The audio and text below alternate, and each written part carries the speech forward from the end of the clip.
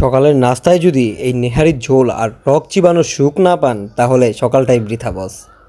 অনেক দিন ধরেই এই পোস্তগোলা আর জুরাইন রেলগেটের দিকে যাওয়ার সময় দেখতাম এই দোকানে উপচে পড়া ভিড়। এটা জুরাইন রেলগেটের সামনে অবস্থিত, ঢুকতেই চোখে পড়লো আপনার লাল ঝোল, মানে এটা হচ্ছে আপনার মোরগ পোলাও, খুবই ভালো। আর ডান পাশে তাকিয়ে দেখি এলাই কাণ্ড, পার্সেল করতে করতে তো ব্যস্ত এক একজন।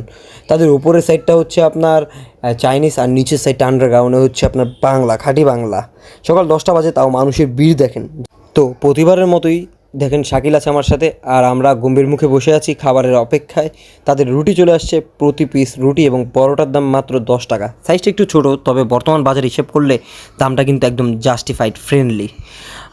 এবার আসি তাদের আসল আকর্ষণে, তাদের স্পেশাল নেহারির দাম মাত্র 130 টাকা।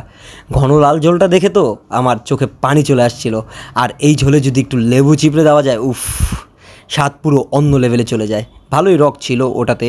আমাদের হিরো শাকিল তো কামড় দিয়ে এটা ছিঁড়েই ফেলছিল, আমিও খাচ্ছিলাম ছিঁড়ে। এক্সপ্রেশনটা খুবই ভালো লাগছিল, মনে হচ্ছিল চাঁদে পৌঁছে যাচ্ছি। যাক, খারাপ না ওভারঅল সব মিলিয়ে।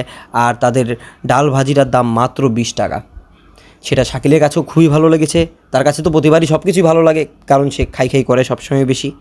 আর ডালের ভেতরে তাদের খাসির মাংসের ছাড় দেওয়া আছে। সব মিলিয়ে খারাপ না, ইউনিক ছিল। সব মিলিয়ে টাকা পয়সা উসুলের একটা নাস্তা বলা যায় এটা। আর যেহেতু ব্লগারের পাশে থাকবেন, জানেন সবসময় সত্য কথা বলি আমি।